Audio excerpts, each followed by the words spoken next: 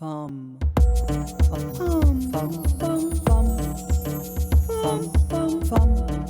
Femme. Femme. Femme. Femme. Femme.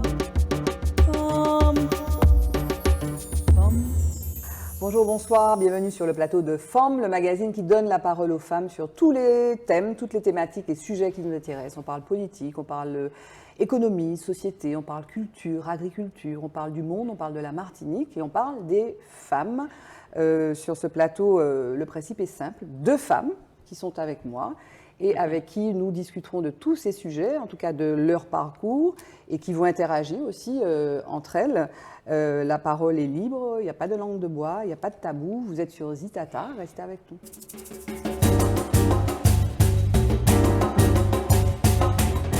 Alors aujourd'hui, je reçois sur ce plateau Georges Arnaud, qui est présidente de Culture Égalité. Je ne suis pas présidente de Culture Égalité parce qu'à Culture Égalité, nous n'avons pas de présidente, nous avons un collectif qui prend les décisions ensemble. C'est collégial.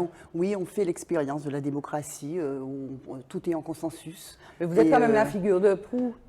Oui, porte-parole, parce que les gens me connaissent un peu plus que les autres. Mais je ne décide plus de rien, c'est toute seule. Et ça, c'est super, c'est sympa, parce qu'après 12 ans de présidence, ça change tout. Ça change vraiment tout. Et vous avez été aussi présidente de l'Union des femmes de la Martinique. Oui, pendant une douzaine d'années. J'ai été élue en 97 avec une assemblée générale qui s'est faite à Rivière-Pilote. Avec un taux important, donc c'était une aventure de 12 ans. Bon, on va revenir sur cette expérience-là et puis l'actualité donc de Culture Égalité, de cette démocratie ou cette collégialité des décisions et de l'action de cette association féministe. Et on va parler aussi du féminisme en Martinique. Il y a avec nous donc quatre... Pardon ? Je dis c'est pas et c'est pas ça. C'est pour ça qu'on est réunis. On a un peu de temps, 45 minutes en télé. C'est pas si souvent. La collégialité, c'est pas ça. On va y venir. Peut-être que la collégialité, le pouvoir, c'est peut-être une question qui se pose d'ailleurs en politique. Catherine Cocon, donc sénatrice, première sénatrice martiniquaise. Et puis, est-ce que vous êtes la seule tête de liste aux élections de la CTM qui se tiendront en juin comme femme ? Il y en a visiblement d'autres ? Oui, je pense sur 17 listes. Oui, je devrais être la seule. Oui. Alors, donc j'aurai le vote acquis de Georges, puisque en tant que féministe. Alors, par honnêteté, je dois dire que je suis dans l'équipe de Catherine Cocon. Oui. Voilà, j'anime cette émission, mais je dois, par honnêteté pour les téléspectateurs et téléspectatrices, dire que je suis avec l'équipe de Catherine Cocon. Mais on ne va pas parler du programme spécifiquement, on va parler de vos parcours et de vos expériences de femmes. Donc, parcours sur lequel on va largement revenir dans quelques instants après le focus.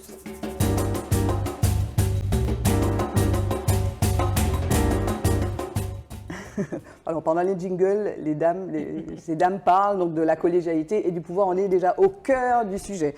Avant de revenir à vos expériences propres, je voudrais qu'on s'arrête un moment. C'est la tradition un petit peu et le passage obligé dans cette émission sur un fait d'actualité. Et là, le fait d'actualité, c'est un fait international qui va vous intéresser toutes les deux parce que je voudrais qu'on parle de la Convention d'Istanbul, qui est un petit peu le cadre européen en fait qui encadre les actions contre les violences faites aux femmes. Donc cette convention d'Istanbul a eu 10 ans le 11 mai 2011. Et donc fait nouveau, un des pays je crois qu'il y a 47 pays aujourd'hui qui ont adhéré à cette convention d'Istanbul. Un des pays qui était parmi les premiers, donc la Turquie, avec M. Erdogan, a décidé de se retirer de cette convention. Et la Pologne devrait en faire autant. Donc cette convention, c'est plusieurs actions. Donc il y a à la fois la prévention des violences faites aux femmes, il y a la protection des femmes qui sont atteintes de violence, il y a la poursuite des auteurs, qu'ils soient d'ailleurs femmes ou hommes, donc des auteurs des violences. Et puis il y a aussi l'idée de coordonner les politiques donc contre ces violences. Qu'est-ce que ça vous inspire, mesdames ? L'une sénatrice donc qui fait le droit, qui fait la loi, et Georges Arnaud.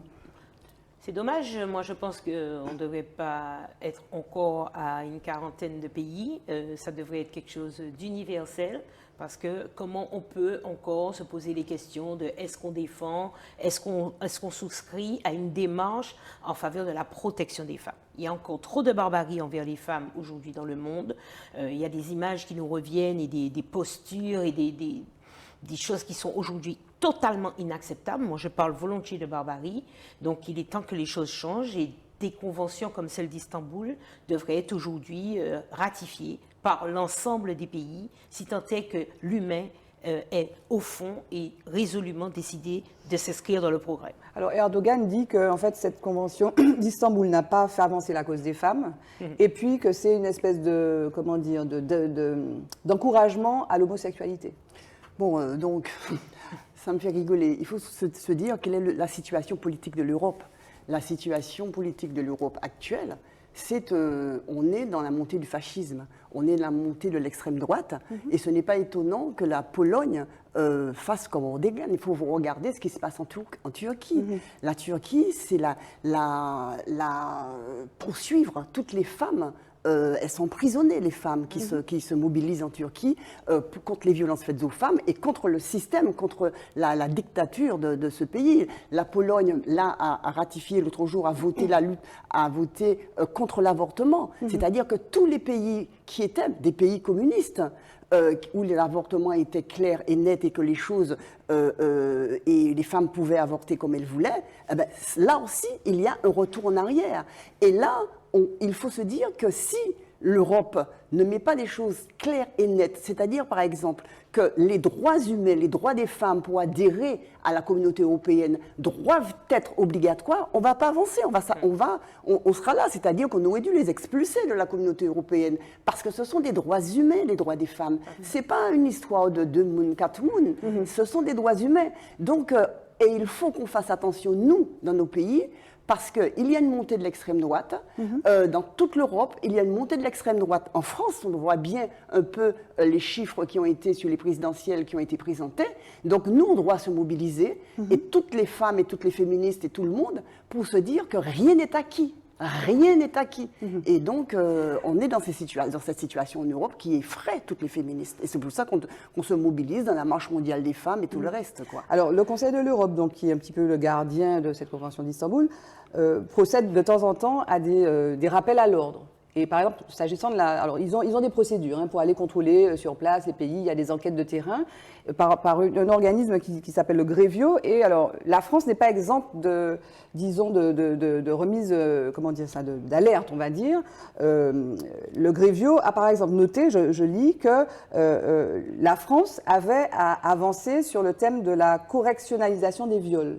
Parce qu'en France, donc, il y a des viols qui sont commis. Or, le viol, c'est un crime. Or, pour des raisons qui tiennent à l'engorgement des tribunaux, pour des raisons qui tiennent aussi parfois au fait que les jurys populaires ne sont pas forcément, peuvent être un petit peu laxistes, on correctionnalise beaucoup les viols, donc ça se retrouve devant les tribunaux de grande instance. Est-ce que c'est un thème, c'est vrai que c'est un thème qui fait un peu technique, mais qui est au cœur finalement de la question des violences, je ne sais pas, qu'est-ce qu'en pense Madame la sénatrice? De toute façon, il faut poursuivre. Aucun crime ne doit rester dans l'impunité, et encore plus quand un crime s'attaque à un humain, à un humain parce que c'est une femme.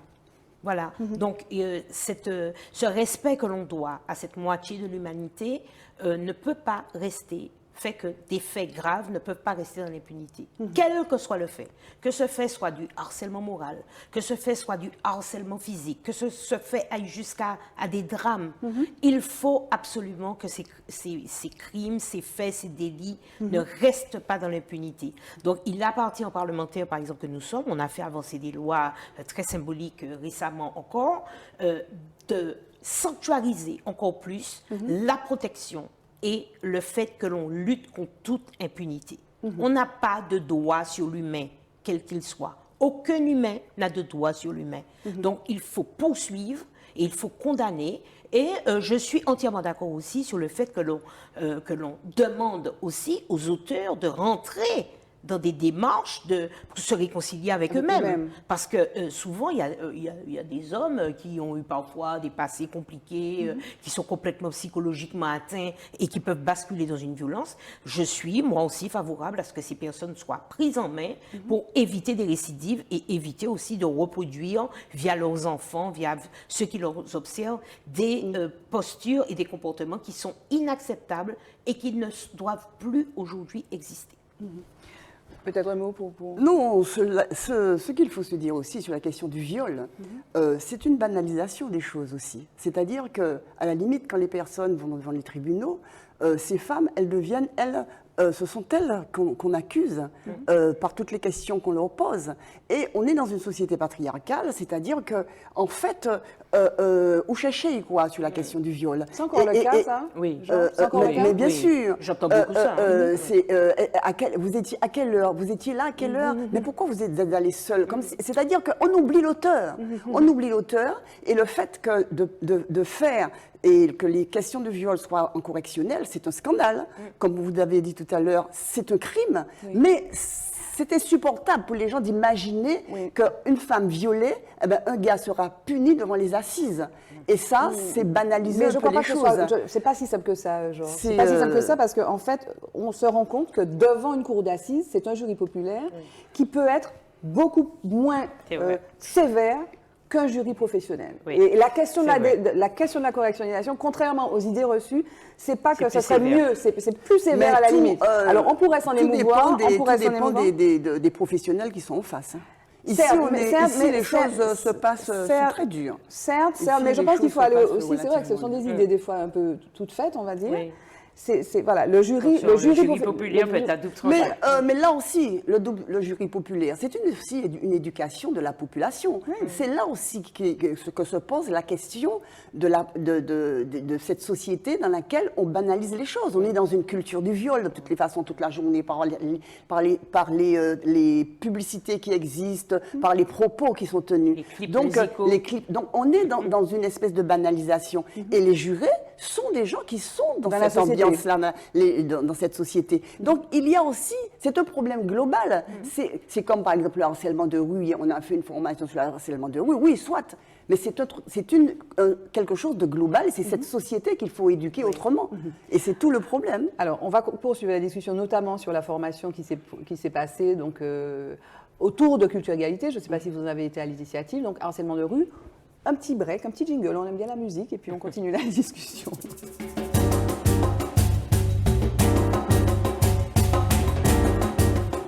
Voilà, alors on va continuer. C'est vrai qu'on est rentré dans le cœur du sujet, on est au combat. Peut-être pour vous donner la parole à Catherine Conconne. Donc, seule tête de liste, la politique, c'est un monde d'hommes.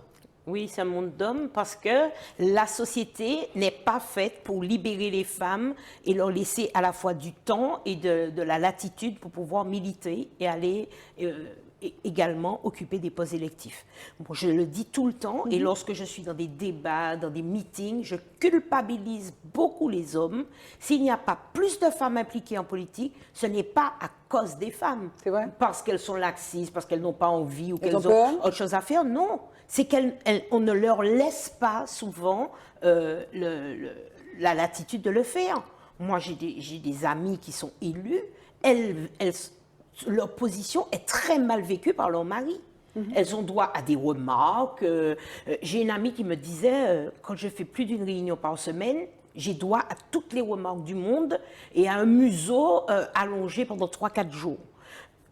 Aujourd'hui, les tâches ménagères ne sont pas toujours partagées. C'est le cas. La responsabilité des enfants, ce n'est pas toujours partagé. Et ce n'est pas donné à tout le monde d'avoir un mari ou un compagnon tolérant qu'on peut appeler dans une réunion qui tarde pour lui dire « je devais récupérer les enfants, je ne peux pas, il faut que tu y ailles ».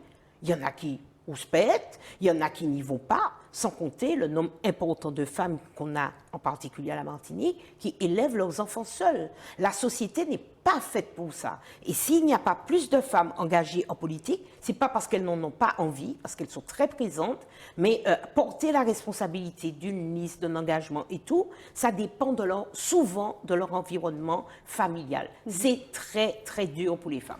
Georges. Il ne faut pas oublier que, bon, je suis tout à fait ce que dit Catherine Conconne, mais il ne faut pas oublier que les femmes votent depuis peu de temps. Ouais. Les femmes votent depuis 1944, c'est pas vieux. Les hommes c'était 1848 et les femmes 1944, 21 avril. Quand il y a eu, bien entendu, en 1789, quand il y a eu la Révolution française, il y avait deux personnes qui étaient exclues, deux catégories, c'était les esclaves et les femmes.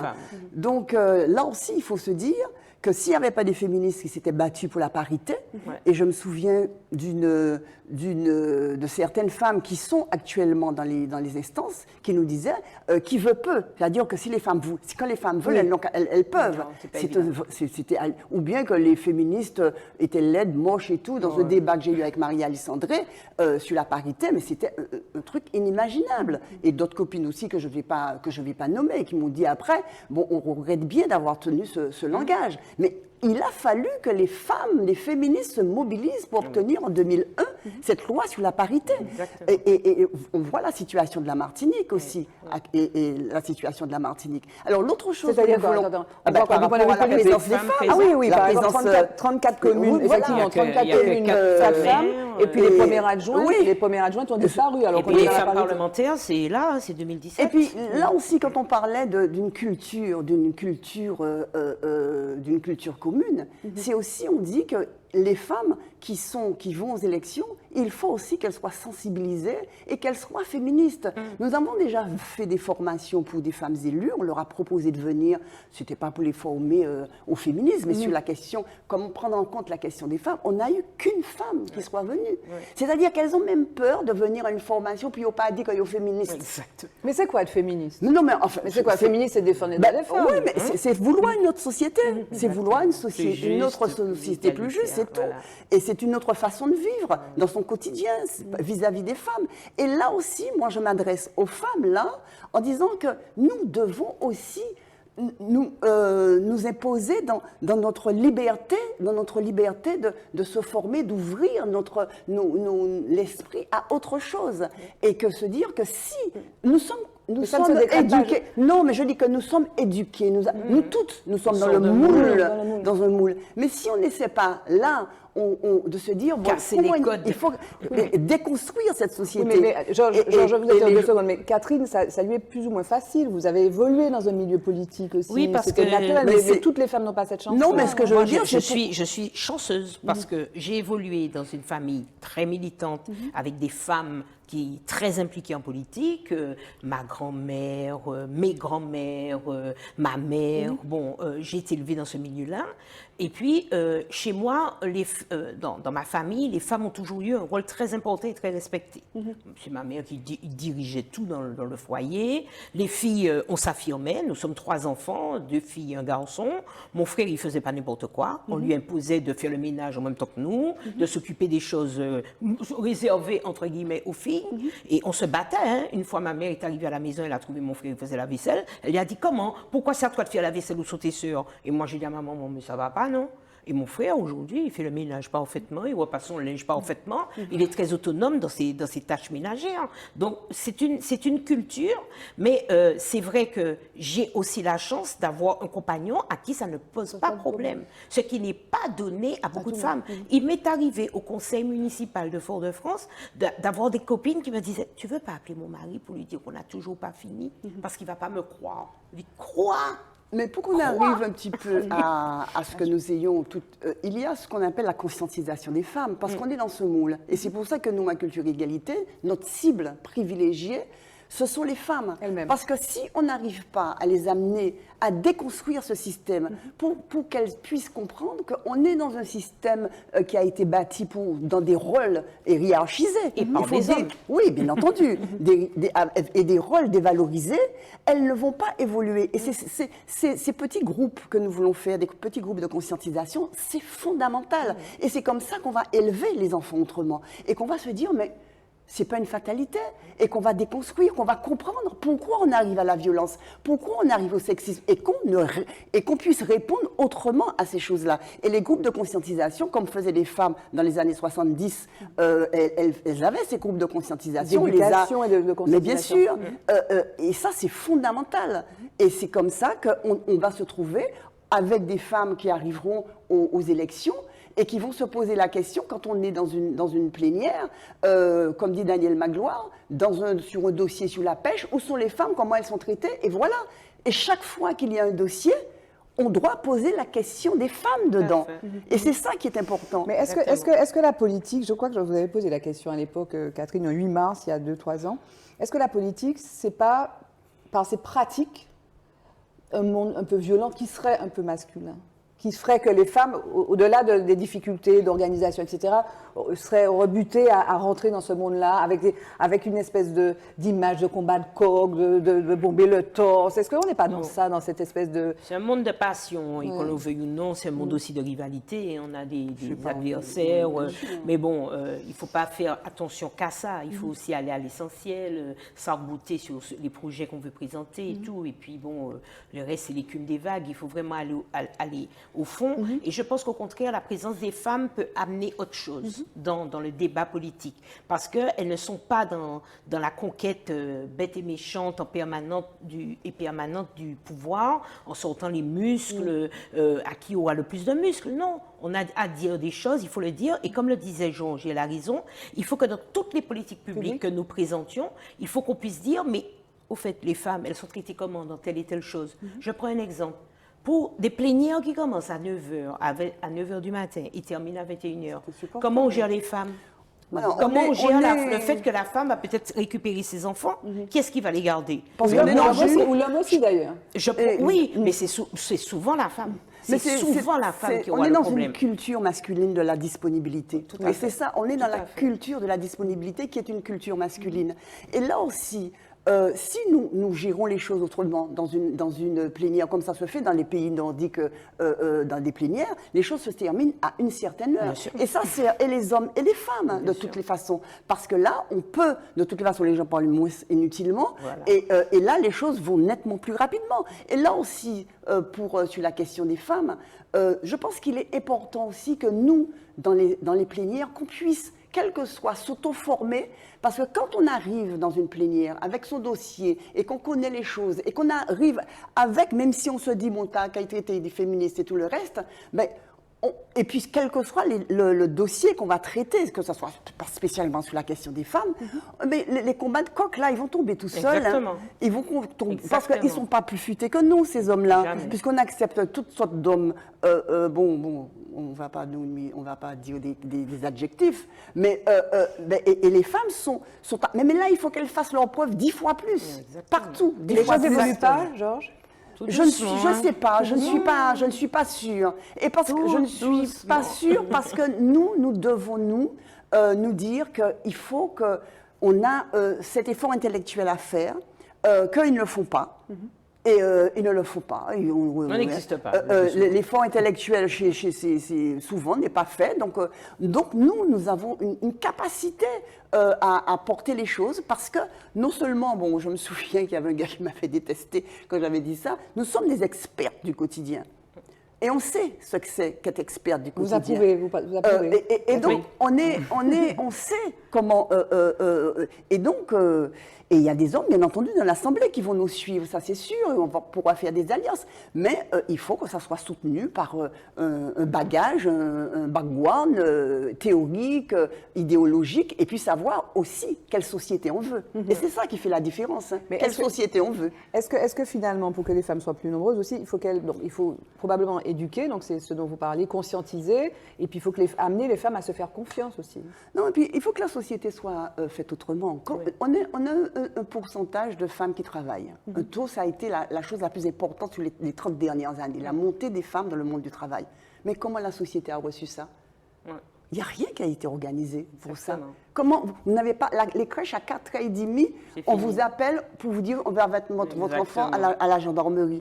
Comment voulez-vous? Et c'est ça aussi. Il faut changer ça. Mais bien sûr. Révolution. Mais c'est une vraie révolution. La société, le service public s'adapte au public. Absolument. On a l'impression qu'aujourd'hui c'est le public qui doit s'adapter à tout, alors que toutes les politiques publiques doivent s'adapter le plus possible au temps qui change, à une société qui est à transformer, mais c'est une vraie révolution. Parce que certaines choses, je dis certaines choses à des gens, ils me regardent en me disant... C'est un projet de société. C'est un projet de société. Ah ouais.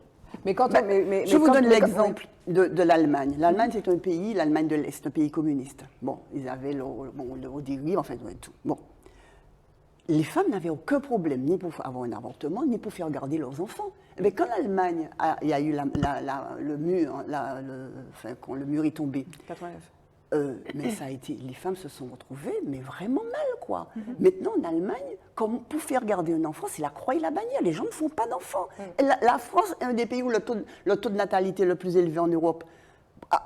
il n'est pas élevé. Non, il n'est pas élevé. Et là, maintenant, en Martinique, les choses baissent radicalement. Mais c'est dire qu'il y avait un projet de société, bien entendu, qui a dérivé tout ce qu'on veut, mais il y avait ce projet qui était de permettre aux femmes d'être en politique, de travailler et de vivre, quoi. Bon, alors il y avait d'autres choses qui étaient négatives et tout ce qu'on voulait, mais je veux te dire que c'est ça la question du projet de société. C'est comme pour les cantines collectives. Le soir, on pourrait aussi avoir des cantines quelque part où les gens prennent leur repas et là, maintenant, il faut unité là pour aller chercher. C'est pas possible. Et là, vous disiez, pour revenir un peu de concret, vous disiez, donc, en présentant votre programme, que les plénières, par exemple, qui durent jusqu'à pas d'heure, c'est fini et il y a des gardes d'enfants. Non seulement les plénières jusqu'à pas d'heure, ça ne doit pas exister, parce que moi, je suis au Sénat, par exemple, on a 2 minutes 30 de temps de parole. Quand on est arrivé à 2 minutes 31, le président coupe le micro. Ah ouais. Donc, oui, c'est comme ça. Et on s'y conforme, la preuve, on dit l'essentiel, et on a le droit de reparler sur un sujet qu'une seule fois. Parce qu'ici, chacun prend 20 minutes pour s'entendre parler et tout. Donc là aussi, c'est une éducation de l'esprit qui fait qu'on va à l'essentiel, on étudie son dossier en amont, et une plénière c'est pas une joute électorale. Donc c'est un endroit où on prend des décisions qui sont dirigées vers le peuple, qui nous a, faut jamais l'oublier, donné délégation. On est porteur d'une délégation. On n'est pas, c'est pas du doigt divin, on est porteur d'une délégation. Mais si jamais il doit y avoir des réunions qui tardent, parce que ça arrive tout le temps, parce qu'elles sont programmées plus tard pour des raisons X, Y, Z, y compris de circulation, il faut pouvoir donner aux femmes qui sont impliquées, aux femmes et aux hommes, mais c'est surtout les femmes, des moyens, par exemple, qu'elles savent que leur enfant pourra être gardé, qu'on va l'aider, on va aider le gamin à faire ses devoirs et tout. C'est très facile à organiser, pendant que maman est dans l'hémicycle en train de se battre pour le peuple. Mais il n'y a rien de compliqué à faire, il y a simplement un format intellectuel. Un projet de société, j'y tiens. Oui, un projet de société, tu as raison. Avec l'argent qu'il faut derrière. Voilà, donc, mais il faut se dire quelle société on veut. Est-ce qu'on veut toujours des pauvres femmes qui sont en train de courir tous les soirs à refaire les mêmes choses, s'occuper des enfants, rentrer chez elles, épuiser, faire à manger, et puis que forcément, voilà, non, il y a des choses à changer, mais il ne suffit pas de le dire, il faut coller les moyens aux intentions qu'on a. Moi, et puis au-delà de ça, moi j'ai l'impression que quand vous parlez de politique publique, quand on parle de la question du transport, par exemple, j'ai l'impression que si on prenait les choses du point de vue féminin, on aurait trouvé les solutions pour régler cette question-là. Parce que quand on regarde les gens qui attendent à l'abribus, ce sont des femmes ou des femmes à la retraite d'ailleurs, des femmes âgées qui sont de plus en plus nombreuses parce qu'on est une population vieillissante. C'est pas un peu votre sentiment? Non, mais la question du transport, c'est vraiment, moi j'ai déjà des boutons. Désastre. Alors, imaginez-vous, quand il y a comme j'ai le problème de jambes là, il y a une dame qui vient, vous savez, les aides quand on a payé la pièce assurance, là on a une aide. Cette dame sort à pied de l'Angelier, fait tout le trajet, parce que le bus, elle ne sait pas à quelle heure il va passer, pour arriver à Tivoli. Et comment peut-on imaginer que des femmes qui veulent travailler, qui sont aides à la personne et tout, puissent travailler sans voiture. Alors, elles vont mettre sur le petit salaire qu'elles auront, elles vont ajouter une traite de voiture. Donc, on tombe dans la précarité. Oui. Et la question des transports, actuellement, en plus, là, c'est un véritable scandale. C'est un scandale. Et déjà là, normalement, en temps normal, et c'est pas à la joie, mais là, bon, ben c'est aussi. Mais est-ce qu'on pense aux femmes, Georges? Non, mais moi, je te dis, mais pas aux femmes. Non, on ne pense jamais aux femmes. Enfin, la famille en général, on avait fait une enquête, c'était 70% des transports étaient utilisés par les femmes. Bien sûr. C'est des femmes qui les utilisaient. Mais c'est hallucinant. Et puis, c'est aussi couper la liberté des femmes. On n'est pas des femmes libres, on est assigné à résidence. Bien sûr. On est assigné à résidence. Comment j'aurais pu venir ici s'il n'y avait pas quelqu'un qui m'avait déposé parce que je ne peux pas conduire? Comment faire? Ce serait pas sorti. Non. Il faut avoir une voiture. Il faut déjà. Comme je dis, une voiture, c'est au moins 300 euros. Donc, c'est le premier poste de dépense des ménages. Et donc, les femmes sont assignées à résidence. Elles ne peuvent pas aller au spectacle. On avait un TCSP qui devait arriver jusqu'à 22h, maintenant c'est 20h30. On a, enfin, et là, le bus, c'est 20h30, s'il y a quelque chose à l'Atrium. Comment vous voulez arriver à une équité sociale, à une équité culturelle, que tout le monde puisse s'emparer de la culture, quand on n'a pas de moyens de transport. On fait comment alors? Pourquoi on est à ce stade-là? Est-ce que vous avez, non, vous avez parce une que- On est à il ce faut- stade-là il parce qu'on ne faut- s'attaque pas aux vrais problèmes, qu'on n'a pas d'objectif, qu'on n'a pas de trajectoire vertueuse pour aller vers un objectif et surtout qu'on ne s'implique pas à fond dans une politique publique pour dire mais voilà ce qu'on veut et qu'est-ce qu'on fait et qu'on se donne les moyens pour le faire.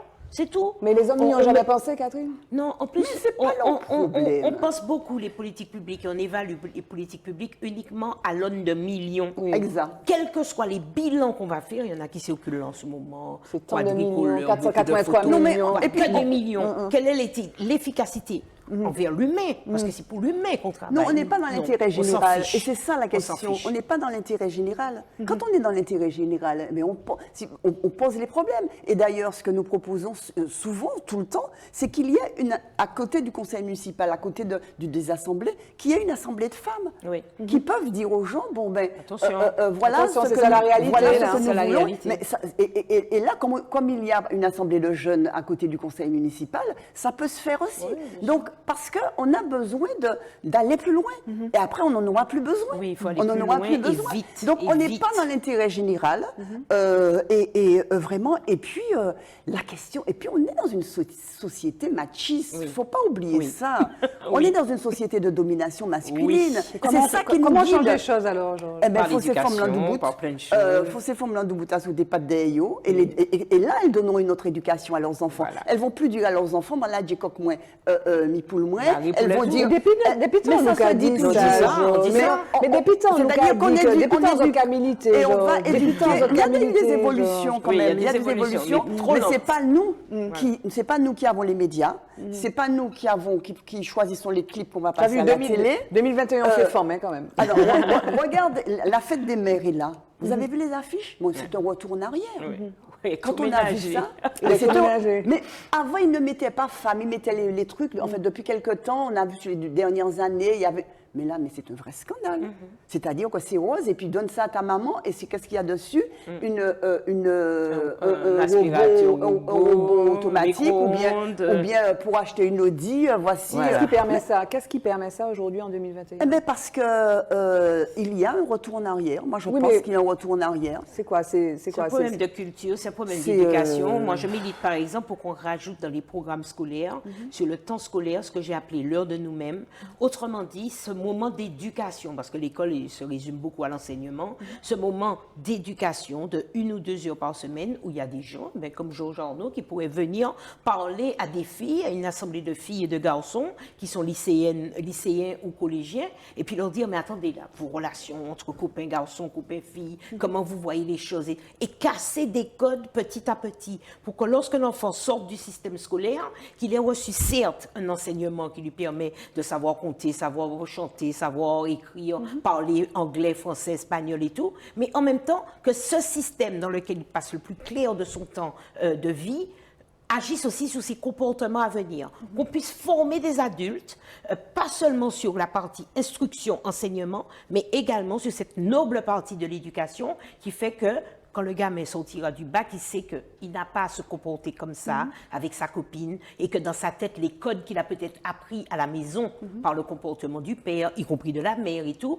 qu'il lui-même puisse dire à son papa, parle pas comme ça aux femmes, maman. On ne parle pas comme ça, il faut arrêter. Il y a un travail à faire et moi je problème, crois que c'est- l'école peut être pour ces enfants-là l'endroit parfait pour faire passer un certain nombre de messages et agir sur les comportements et sur les cultures et la société plus largement. Georges, Mais c'est Georges. que c'est possible déjà. Oui, c'est C'est possible. C'est d'ailleurs que, bon, j'ai été chargée de mission pendant longtemps sur la question des filles à l'école avec un recteur qui avait une politique volontaire. Ce n'était pas féministe, mais c'était un économiste, il me disait suffisamment de gaspillage dans l'intelligence des filles. Bon, moi, j'en ai profité pour Entrer porter dans la mon fente. discours, pour entrer dans la fente. Mais il y a c'est une obligation dans le programme. Mais il faut faire. Oui, Hey. mais il faut que le recteur le fasse. Mais il faut le pousser, le Mais recteur. attends, là, et c'est laissé à la volonté des chefs d'établissement. Mais il faut le pousser. Ce sont les chefs d'établissement. Il faut pousser. Ce Il faut sont les pousser. chefs d'établissement qui et des profs qui sont sensibilisés, qui sont en général des gens qui fréquentent les associations féministes, qui nous disent bon viens, on va faire un module ceci. Mais c'est pas ça. Ce qu'il faudrait, c'est que ce groupe scolaire qu'on a pris en début d'année, qu'on le voit 4 fois pour qu'on évalue un travail. Donc, il faut donner les moyens aux associations. Là, on est en train de former une équipe de jeunes femmes, mais il faut dédommager quand même, parce qu'il y a qu'à travail. Il faut nous donner les moyens de former cette équipe, et une équipe, et ce sont des jeunes, elles en veulent, mais on ne peut pas les envoyer comme ça sans dire, mais c'est important, c'est fondamental. On est d'accord. Et quand on va dans ces établissements scolaires, les femmes, on a passé une petite vidéo sur le harcèlement de rue une fois, mais elles causent, elles parlent. Mais ce qui m'a quand même, et c'est là que je me dis qu'il y a encore un travail à faire, c'est le silence des filles. Même des élèves de CM2, j'ai fait avec une copine une intervention pendant 200 jeunes filles, 2 petites filles de CM2. Elles ne parlent pas. Elles ne parlent pas. Et ce sont les garçons qui causent. On est encore à ça. Elle manque énormément de mais confiance oui, c'est tout ce travail qu'il faut faire. C'est un travail de fourmi. Mais oui, il faut l'imposer. Mais il faut que ce soit les médias qui participent. La collectivité qui soit, parce que la collectivité, c'est quand même notre émanation. Oui, bien sûr. C'est pas un recteur qui viendra passer 2-3 ans ici, ni un préfet qui mais viendra passer 2-3 ans. Il faut que ce soit nos élus à qui on a donné délégation de notre quotidien, de pouvoir dire... Ou les inspecteurs qui sont autour de lui, ses conseillers. Face à face et puis recteur pour dire, je veux que dans tous les collèges et tous les lycées qui sont sous mon autorité d'ailleurs, c'est quand même la CTM, la collectivité. C'est la CTM qui doit organiser. Non, voilà. Même si la CTM n'a pas, même si la CTM n'a pas de truc pédagogique sur mais a une possibilité d'influencer fortement. Et puis il y a aussi les conseillers autour de lui qui ne doivent pas seulement avoir comme volonté d'avoir des postes supplémentaires, mais de penser une politique pour la Martinique, une politique éducative pour la Martinique. Et ça, je le disais. On imagine qu'ils ont quand même une politique éducative pour la Martinique, mais en tout cas, ça doit aller dans un sens qui est un sens aller plus loin. Plus loin pour faire évoluer ces mentalités-là. Si on applique les lois françaises même là, parce que c'est écrit dans les textes, c'est écrit dans les textes, il faut les appliquer. Et donner les moyens à des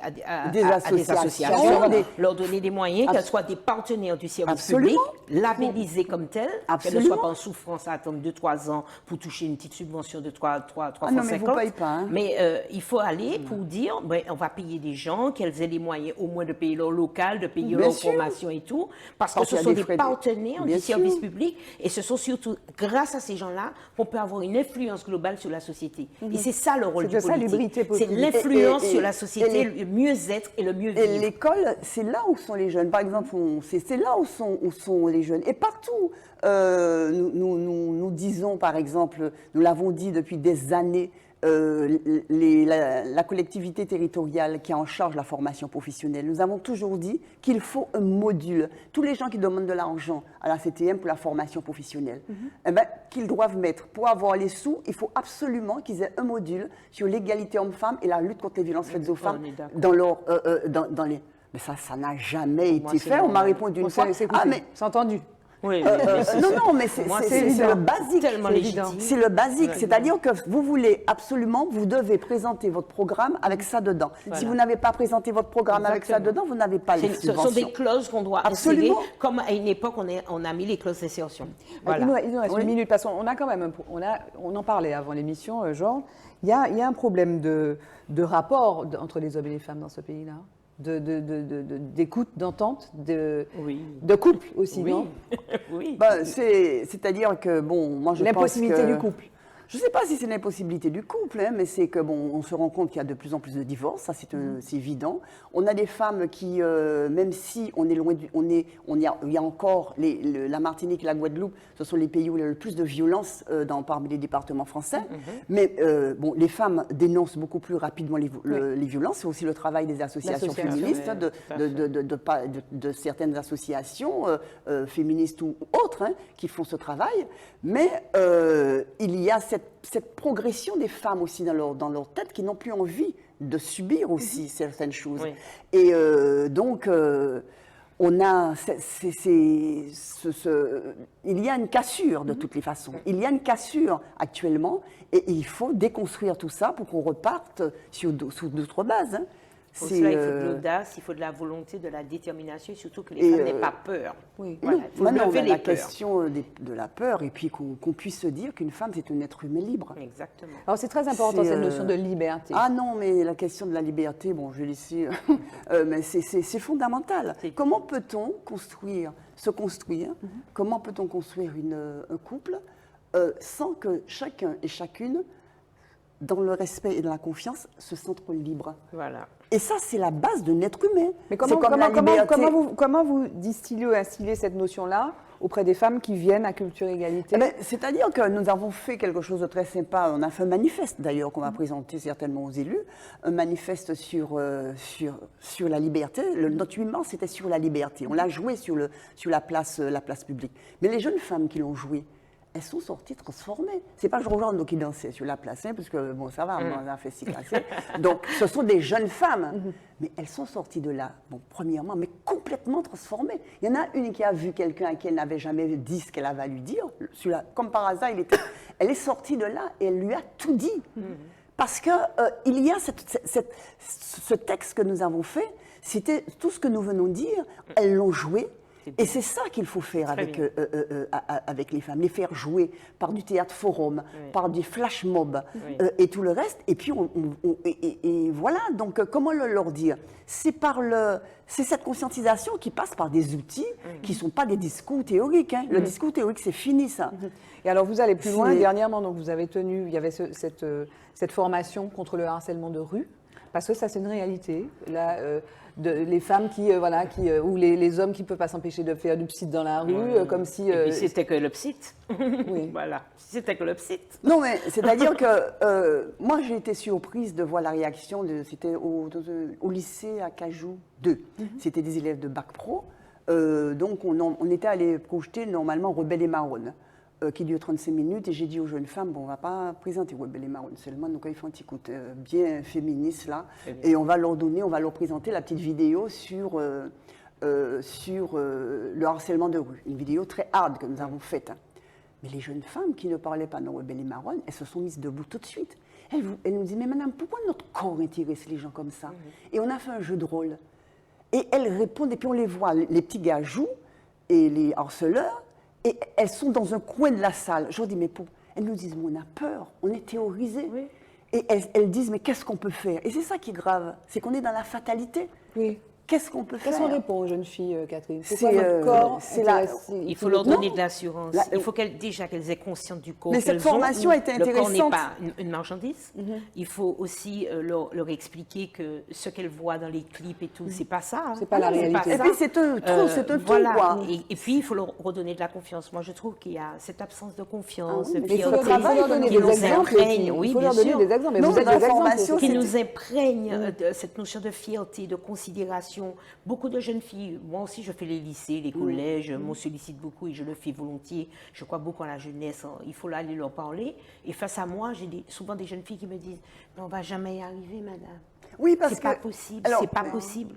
Mais notre société martiniquaise, elle est très dévalorisante. Quand on entend certaines chansons, nèg pas bon, t'as pas bon, le martiniquais est ceci, nèg ceci, ou nous péquez jamais arrivé à rien dans le pays. Le moins de problème qu'il y a dans le pays, on a l'impression que c'est ici seulement que ça existe et qu'on en est les ténors, on excelle dans ce problème. Non. Il y a des problèmes partout, il y a des couillons partout, il y a des gens bien partout.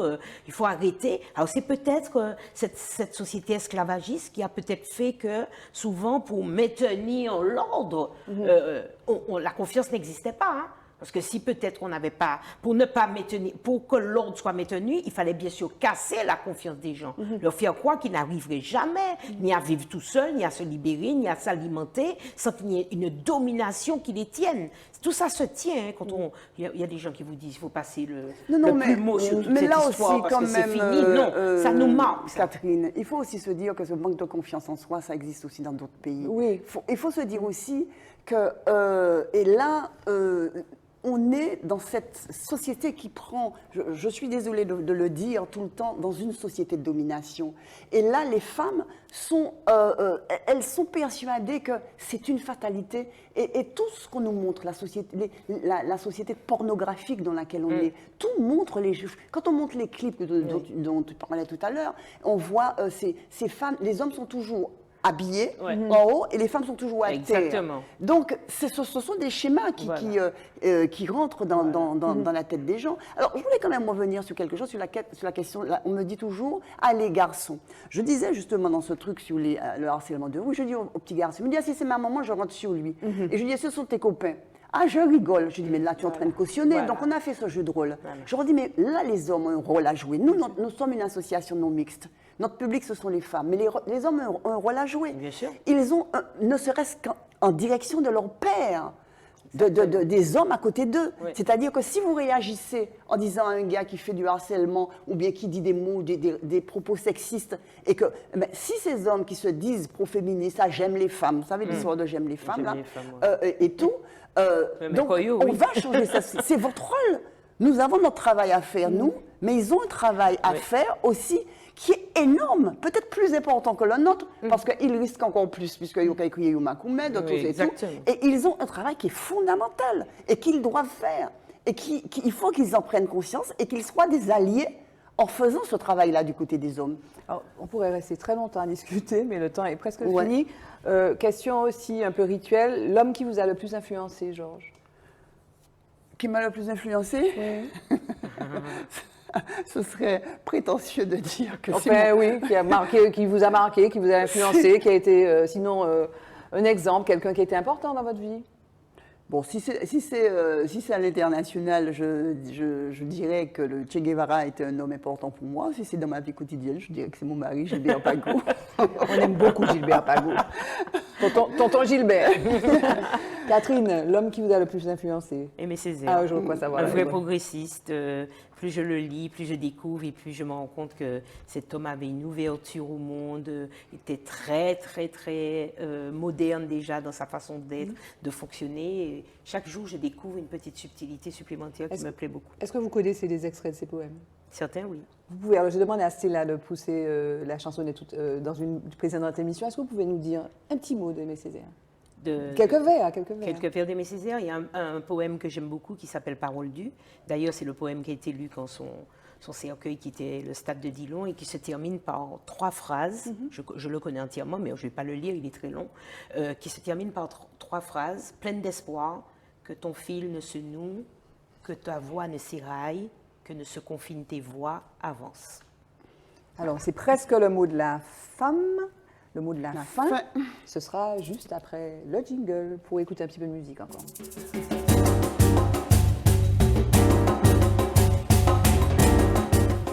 Donc, le mot de la femme en 2 secondes. Qu'est-ce qu'on peut dire, vous souhaitez? C'est quoi les prochaines actions? Qu'est-ce qu'on peut... Bon, ce qu'on souhaite, nous aurons bientôt un espace à Culture Égalité, donc à la rue Victor Hugo. Donc, on souhaite que ça soit un espace... qui sera ouvert à toutes les femmes. Ce sera un espace non mixte, désolée. Et on a de la chance, on pourrait y aller. Oui, et qu'il soit vraiment un lieu de convivialité et tout. Puis on souhaite bien entendu que les personnes qui soient élues à la CTM aient un vrai projet de société, un vrai projet, et puis que la question des femmes sera une question importante. Centrale. Une question importante. Et qu'on puisse ne pas avoir à se battre autant. Et puis, ce n'est pas une question d'argent seulement. Hein. C'est une question de volonté et de projet. Il manque de tout sauf d'argent. Oui, et de projet. Et puis, bon, qu'on puisse construire cette société de justice sociale que nous voulons, parce qu'une société, ce n'est pas seulement une question d'égalité, c'est pas notre truc, ce n'est pas la question de l'égalité homme-femme, mais le projet féministe ne s'arrête pas à ça. Et pas du tout, on ne le dit même plus maintenant, nous, à Culture Égalité, mais un projet d'égalité sociale. Parce que c'est ça le féminisme, en fait. Catherine, le mot de la forme. De l'audace, de la fierté, de l'audace dans tous ces mouvements féministes qui ont encore beaucoup de travail à faire.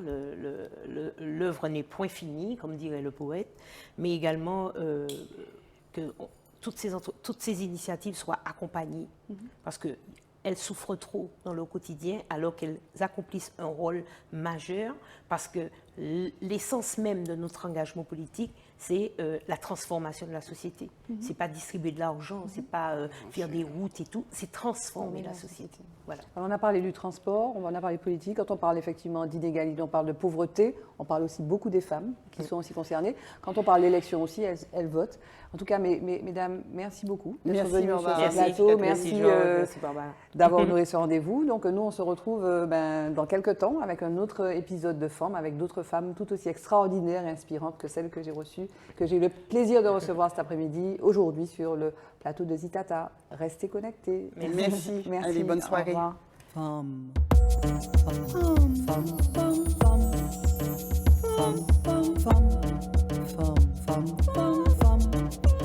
Femme. Femme.